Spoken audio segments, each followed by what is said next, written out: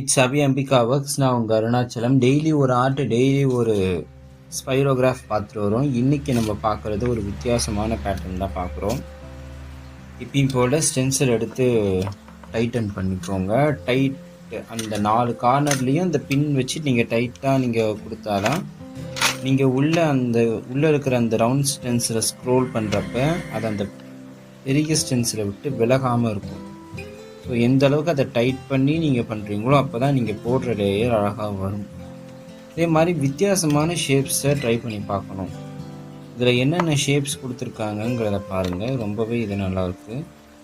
இன்னொன்று sketch Benz use பண்ணுறது, இன்னொன்று பென்ஸ் யூஸ் பண்ணுறது. இது ரெண்டுமே நல்ல ஒரு ரிசல்ட்டை கொடுக்குது. ஒரு மிக்ஸ்டான ஒரு கலர் ஷேடை நம்ம பார்க்க முடியுது. டிஃப்ரென்ஸ் லேயரிங் பார்க்க முடியுது. ஸோ இது மாதிரி ஸ்பைரோ ஆர்ட் பார்க்குறதுக்கு